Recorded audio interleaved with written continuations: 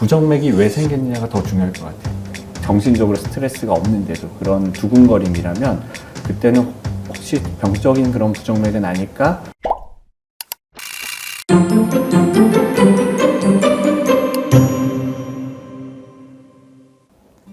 안녕하세요. 필요한 건강 정보만 콕 모아 전해드리는 건강 TMI집 진행자 조현진입니다.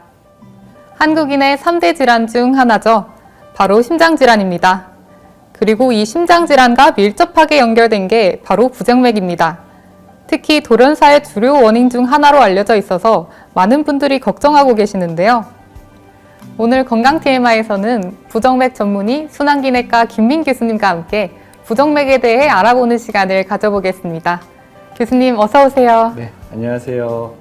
안녕하세요. 저는 강북삼성병원 순환기내과에서 부정맥 파트를 맡고 있는 김민입니다. 여러분들께서 궁금해하는 부정맥에 대해서 제가 오늘 조금 도움이 되었으면 하는 바람입니다. 네, 반갑습니다. 네. 네, 교수님 가끔 심장이 덜컥 멎은 것 같거나 좀 두근거릴 때가 있잖아요. 이게 너무 긴장되거나 커피를 많이 마셨을 수도 있지만 이게 부정맥일 수도 있겠다 하는 걱정이 들더라고요. 일반적인 두근거림이랑 부정맥은 어떻게 구별하면 좋을까요? 제 입장에서 환자분들을 진료할 때 가장 중요하게 생각을 하는 것은 이 증상이 어떤 상황에서 나타나는지가 제일 중요할 것 같아요. 저도 제가 심한 운동을 한다거나 아니면 감정적으로 되게 흥분을 했다거나 아니면 이제 극도의 뭐 공포영화 같은 거죠. 보면은 저도 제 심장 소리가 다 들립니다. 느껴지고. 근데 그거는 우리가 흔히 아는 어떤 생리적인 반응이죠. 실제 그런 거는 부정맥일 가능성이 되게 낮습니다. 하지만 내가 되게 편안한 상태고 아니면 자다가 갑자기 불편해서 깼는데 갑자기 내 심장이 요동치고요. 내가 어떤 육체적이나 정신적으로 스트레스가 없는데도 그런 두근거림이라면 그때는 혹시 병적인 그런 부정맥은 아닐까? 이렇게 생각을 하게 되고요. 그런 병적 부정맥을 갖고 있는 분들이 주로 술이나 커피 같은 조금 심장을 흥분시키는 그런 성분을 가진 음료나 성분을 섭취하게 되면 실제적으로 그런 부분에서 더 이제 증상이 항진돼서 병원을 찾아오시는 경우가 많습니다. 결국 안정된 상황에서도 두근거림이 느껴진다면 부정맥을 의심해 보는 게 좋겠군요. 네, 맞습니다. 요새 유튜브를 보다가 돌연사의 90%가 부정맥이다 라는 소리를 듣고 큰 충격을 받았습니다. 그렇다고 해서 모든 부정맥이 위험하진 않을 것 같은데요. 단순히 불편한 부정맥이랑 위험하게 이어질 수 있는 부정맥은 어떻게 구별하는 게 좋을까요? 어떻게 좀 구분을 하느냐는 사실은 여러 검사가 필요하겠지만 저는 일단 제일 중요하게 생각하는 거는 기존의 병력을 갖고 있는 게 제일 중요한 것 같습니다. 그러니까 병이 없는 뭐 심장이라든가 콩팥이라든가 어떤 내과적인 그런 병이 없는 상태에서는 실제 위험한 부정맥이 발생할 확률은 극히 적습니다. 하지만 선천성, 어떤 유전성 부정맥 질환이 있거든요. 그런 것들은 갑자기 돌연사할 수 있는 그런 또 위험을 갖고 있기 때문에 실제 구분하는 게 그렇게 쉽지는 않습니다. 또 하나 조금 도움이 되고 싶은 말을 드리고 싶다면 우리 사회자분께서 돌연사의 90%가 이제 부정맥이다라고 했잖아요.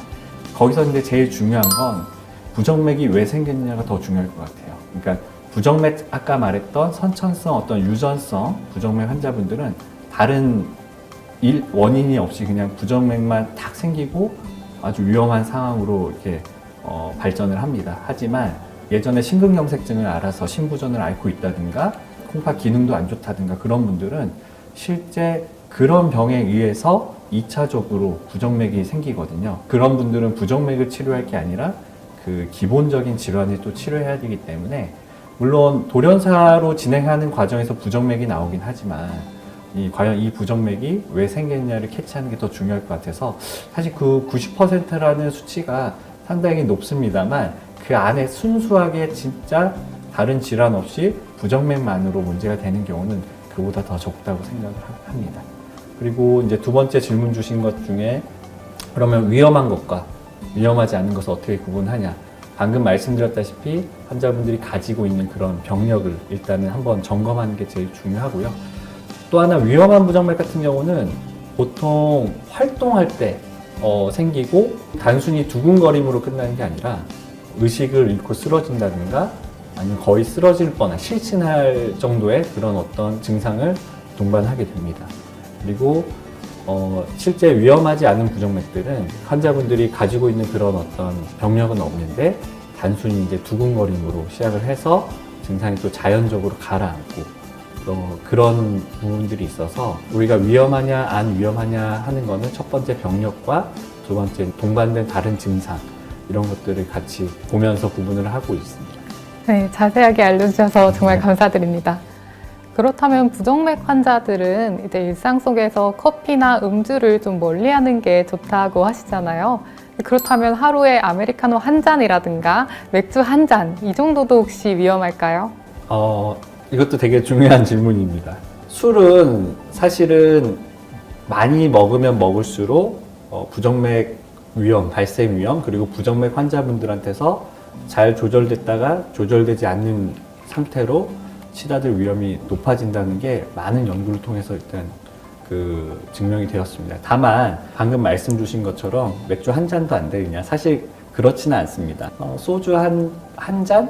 반 잔, 그러니까 맥주로 치면 한 잔 정도 될 수 있을 겁니다. 알코올 함량으로 보니까 그 정도는 괜찮은데 이제 그 이상으로 마실수록 이제 부정맥 발생 위험이 올라가게 되는 거죠. 술 같은 경우는 저도 그렇지 한 번 마시면 그 다음에 이렇게 술술 넘어간다 그래서 이게 조절이 좀 어렵습니다. 따라서 그런 자기가 조절이 잘 안 된다고 생각을 하시는 분들은 애초에 입을 안 대는 게 제일 좋을 것 같고요. 자기가 조절을 잘 할 수 있다라는 분들은 사실 2, 3일에 한 번 맥주 한 잔 정도는 괜찮다고 생각을 합니다. 그리고 커피 같은 경우는 아직은 좀 논란이 많습니다. 특히나 부정맥은 종류가 많아요. 특히나 저희가 심장의 어떤 부분에서 발생하느냐에 따라서 심방성 부정맥, 심실성 부정맥 얘기를 하는데, 심실성 부정맥은 커피 마시는 양에 따라서 발생 위험이, 그리고 증상의 그 빈도가 증가한다는 것들이 몇몇 연구들로 좀 확인이 됐는데, 심방성 부정맥은 아직은 명확치가 않습니다. 기존에는 커피가 안 좋을 거다, 특히 이제 심방세동이나 이런 분류의 환자들한테서는 안 좋을 거다라고 해서 가급적 많이 마시지 말 것을 권고를 하는 그런 가이드라인이 있었는데, 최근에 되게 재밌는 연구가 하나 나왔는데, 커피를 오히려 유지를 하는 사람들한테서는 조금 더 좋은 효과를 보였던 그런 또 재미난 연구들도 있어서, 사실 커피는 아직은 조금 명확한 그런 답변을 드리기는 어렵지만, 제일 중요한 건 저는 이제 과요불급이라고, 뭐든지 적절히 마시는 거, 하루에 한 잔 정도는 충분히 가능하다고 생각을 합니다. 그래도 아예 금지는 아닌 것 같아서 참 다행인 것 같습니다. 네, 맞습니다. 네, 저도 종종 스마트워치를 차곤 하는데요. 가끔 불규칙한 심박이 나타난다라는 알림이 뜨더라고요. 이런 게 혹시 좀 이상 신호로 봐야 되는지, 아니면 좀 기계가 아직은 과민 반응하는 건 아닌지, 이런 고민이 들더라고요. 어떤 상황에 병원을 한번 찾아가 보는 게 좋을까요? 네, 아주 또 중요한 질문을 해주셨는데요. 제일 중요한 거는 그 알람을 받았을 때 내가 어떤 증상이 있었느냐가 제일 중요할 것 같아요. 특히나 스마트워치를 가지고 있는 분들은 되게 젊고 건강한 분들이 많습니다. 따라서 아까도 말씀드렸다시피 그런 분들한테서는 위험한 부정맥 발생 위험은 되게 낮고, 설사 발생하더라도 증상이 심하지 않으면 크게 병원에 가서 검사를 받더라도 뭐 약물 치료가 필요하다, 어떤 치료가 필요하다 얘기를 듣지 않는 경우가 더 많습니다. 저도 좀 고민이 됩니다. 환자분들이 가지고 왔을 때 같이 옆에서 이렇게 자료를 이렇게 보거든요. 핸드폰으로 이제 보면 그러니까 오진이라기보다는 오판독, 그러니까 잘못된 알람인 경우가 꽤 있습니다. 한 2년 전인가 그 연구에서 한번 봤더니 잘못된 알람을 나타내는 경우가 한 20% 정도 되더라고요. 따라서 현재로서는 알람에 너무 의존할 필요는 없다고 생각을 하고, 다만 알람이 생겼을 때 내가 불편한 게 있었고, 그 불편한 증상이 처음에 제가 말씀드렸던 되게 편안한 상태고 안정된 상태였는데도 그 알람과 동일하게 내가 어떤 불편한 느낌을 받았다면, 그래도 그때는 한번 병원 진료를 받아보시는 게 좋을 것 같습니다. 결국 알람은 그냥 참고용으로 두고 정말 내가 안정된 상태에서 부정맥을 느끼는 건지 제가 판단해 보는 게 더 중요할 것 같네요. 예전에는 약을 먹거나 기본적인 시술 정도로 부정맥을 치료할 수 있다고 들었습니다. 그런데 최근에는 이제 기술이 발전하면서 혹시 부정맥 치료 혁신탭과 같은 이런 치료법이 있는 건 아닐까라는 소리를 들었는데 환자 입장에서 알기 쉽게 설명해 주시면 감사하겠습니다. 약은 꽤 오래전부터 있었던 이제 치료법이고 부정맥 분야에서는 사실 2014년도 이후로는 새로운 약이 현재 나오지는 않고 있습니다.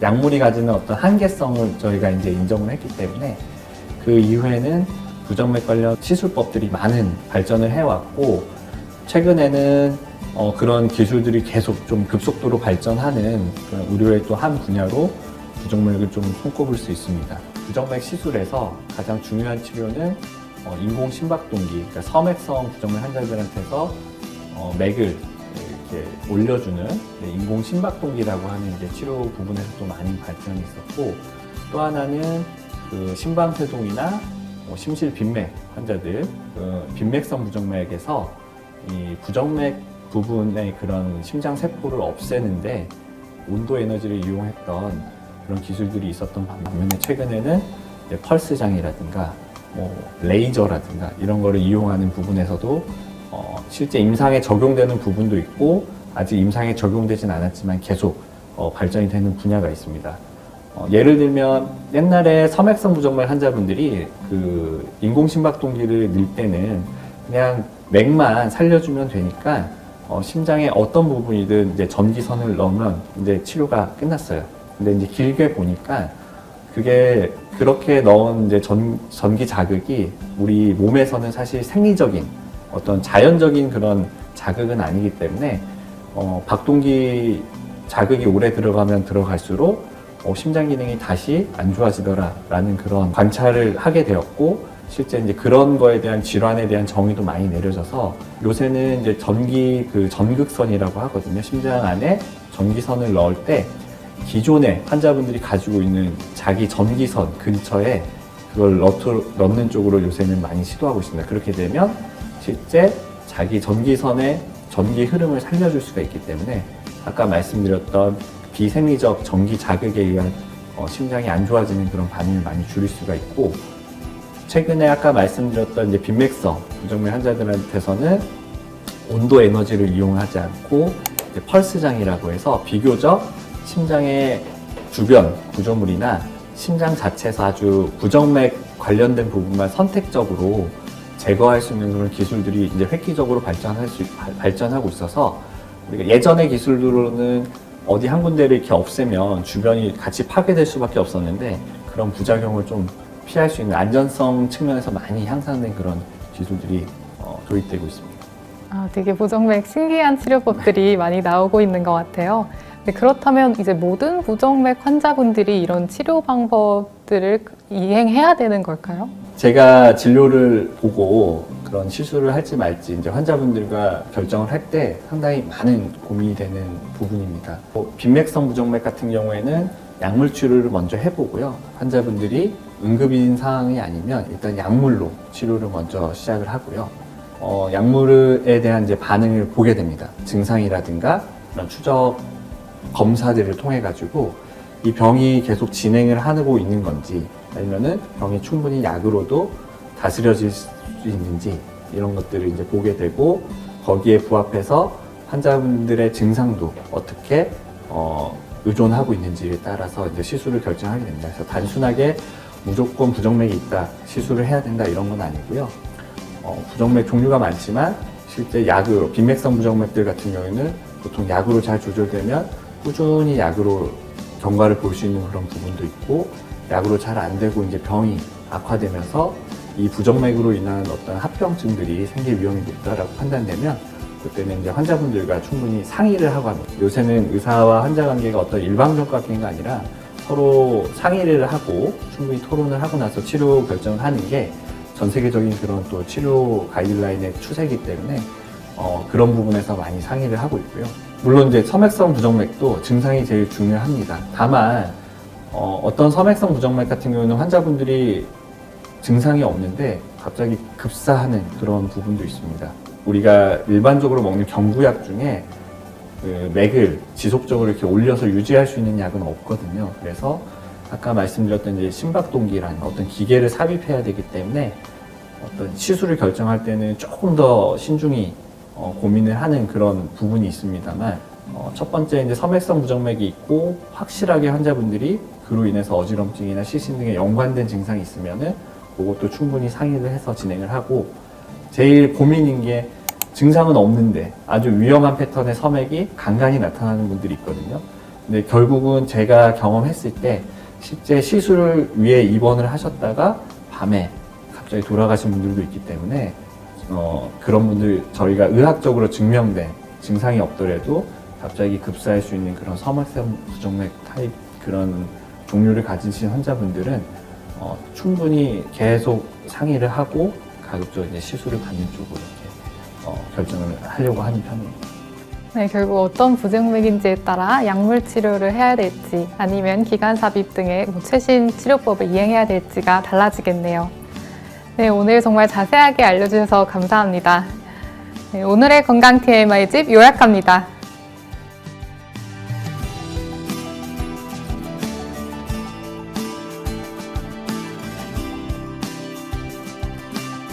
오늘 교수님 덕분에 부정맥에 관해 정말 낱낱이 파헤쳐 볼 수 있었습니다. 넘쳐나는 건강 정보 속 꼭 필요한 정보만 콕! 오늘의 건강 TMI 잘 챙기셨나요? 더 궁금한 TMI가 있다면 댓글로 남겨주세요. 좋아요와 구독은 건강을 향한 첫걸음. 그럼 강북삼성병원 건강 TMI 집 다음 편에서 또 만나겠습니다. 안녕!